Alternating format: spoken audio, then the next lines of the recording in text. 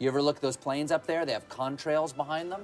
Maybe all those planes with the contrails, maybe they're actually spraying chemicals into the atmosphere right now, and Uncle Sam isn't telling us. Seems extremely unlikely. That the United States is not telling something to its citizens, that seems extremely likely to me.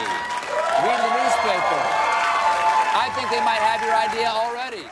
So could the media really be suppressing the truth about geoengineering? In 1983, we had 50 companies, right? 90% of the media. 1983, 50 companies encapsulated the 90% of the media. Now it's been consolidated down to 6 companies. Those 6 companies are owned by just a couple families. Everything is controlled. They hand a script to the entire nation. And your local broadcaster is reading something that was planned. Hi, I'm Fox San Antonio's Jessica Headley. And I'm Ryan Wolf. Our greatest responsibility is to serve the Treasure Valley community, the El Paso, Las Cruces communities, Eastern Iowa communities, Midwestern communities. We're extremely proud of the quality, balanced journalism that CBS 4 News produces. But we are concerned about the trouble and trend of irresponsible, one-sided news stories plaguing our country. Plaguing our country. The sharing of biased and false news has become all too common on social media. More alarming, some media outlets publish these same fake stories without checking facts first. The sharing of biased and false news has become all too common on social media. More alarming, some media outlets first. Unfortunately, some members of the plans to push their own personal bias and agenda to control exactly what people think, and this is extremely dangerous to our democracy. This is extremely dangerous to our democracy. This is extremely dangerous to our democracy. This is extremely dangerous to our democracy. This is extremely dangerous to our democracy. This is extremely dangerous to our democracy. The meteorologists are all part of that same program. They're all getting handed a script, and they're told to read it, and they have no choice. March 25th, we've got new clouds for you. 12 of them. 12 new clouds? And how does this correspond to this entire agenda push? And the name for these vapor trails, Homo mutatus, which literally means man-made.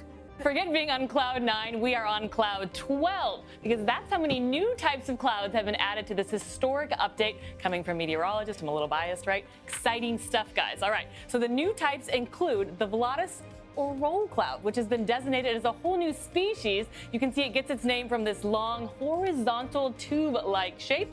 The pictures look odd. The formations don't look like normal clouds that people have seen before historically. This is another type of man-made cloud, and what we have done and what you're seeing here is we have the photographs from the times that the jet leaves the first trail as a thin, spindly trail to where they form into these different types of cloud formations.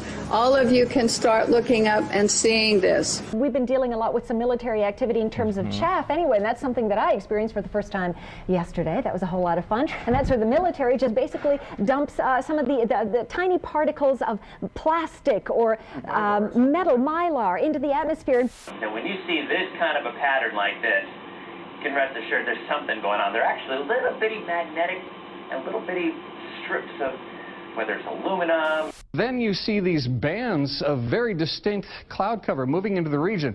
That is not rain, that is not snow. Believe it or not, military aircraft flying through the region is dropping chaff. Small bits of aluminum, sometimes it's made of plastic or even metallicized paper products, but it's used as an anti-radar issue, and obviously they're up there practicing. Now, they won't confirm that, but I was in the Marine Corps for many years, and I'll tell you right now, that's what it is. You know, when I was a kid, I used to see these trails in the sky all the time, and say, oh, that's cool. A jet just went over. And then you started to see a whole bunch of them. And the next thing you know, everybody in your neighborhood was fighting and arguing, and you didn't know why. Okay, and you really didn't know why. I mean, everybody was fighting. They begin as normal contrails from a jet engine, but do not fade away like a normal contrail. KSLA News 12 had the sample tested at a lab. The results? A high level of barium, 6.8 parts per million, more than 3 times the toxic level set by the EPA. In the United Kingdom, they just published their mortality statistics for 2016. And you'd expect, okay, what's top 3? Cancer, heart attack, stroke. Always has been. Number 1, dementia. Number 1. Which of course includes Alzheimer's, which is caused by aluminum. They found carbon nanotubes in Parisian lungs, In Turin, half of the children had severe DNA damage from nanoparticulates. And there's a study that came out recently showing how nanoparticles interfere with the nuts and bolts of the internal workings of your cells and cause rheumatoid arthritis, which is just one of the very many autoimmune diseases we're all coming down with. We don't need any more evidence. We need to get this out into the public consciousness and say, oh, hell no. We have exploding amount of national laboratory facilities which are researching just the nanomaterials. And it's scary because every single one of them, first of all, is toxic to human body. And second, it absorbs the gigahertz range radiation. Every single nanoparticle absorbs gigahertz radiation. What makes us sensitive to Wi-Fi and to the electromagnetic radiation in general is the metals in our body. It's really the synergy of the metals dispersed in our body and the Wi-Fi making our body a resonant antenna with the Wi-Fi environment. And of course, you know, we're going now from 3 or 4G to 5G with the ever increasing amplitude of energy that's delivered into our systems. Nanoparticle has nothing to do with the original material where it stems from. So aluminum in nanoform, you can literally explode it. It can be ignited at much, much lower temperature. In this form, another unusual property of aluminum appears.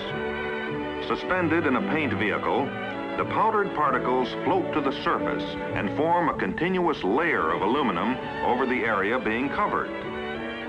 This aluminum shield provides protection from weather and reflects light and heat almost as effectively as a solid sheet of aluminum. No creature has ever been found to utilize aluminum. There is no creature, no virus, no bacteria, no fungus, nothing that thrives on aluminum. It's deadly to all life on Earth. You often find you just be going about along with your day, and then suddenly, like, bam, you're extremely tired, you just have to sleep. And you'll find a lot of people at the same time will have those things. You'll have people getting similar like muscle spasms in different parts of the body all over the place. In Scotland last year, between 2014 and 2015, the death rate from respiratory failure went up like 14% in 1 year. That's statistically significant. I mean, why aren't they asking, why, you know, is this massive jump? Italy's death rate overall went up 11%. This is carnage. Think about this. The bees are dying of the same type of problems that we're having, and that is dehydration, not getting enough water, not having enough water in our bodies, having diseases that are creating this sick behavior that we're having, and the bees get it too. Even people who have good night's sleep are not feeling it. They wake up tired, they wake up dragging, and so what else could it be but something environmental, something toxic that we're being exposed to?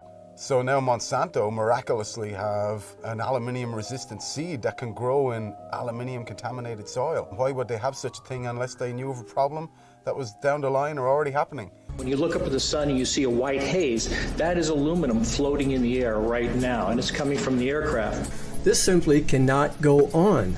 I mean, this is probably one of the worst things happening, and it's probably the least known about. It's already been deployed. Lab tests prove it. Film footage proves it. Documents prove it. And yet we have the continued denial from the climate science community and official agencies telling us that we're not really seeing what we're seeing in the skies. They tell us if climate engineering were deployed, it would look exactly like what we're seeing in our skies, but then again, they tell us that we're not really seeing what we are actually seeing.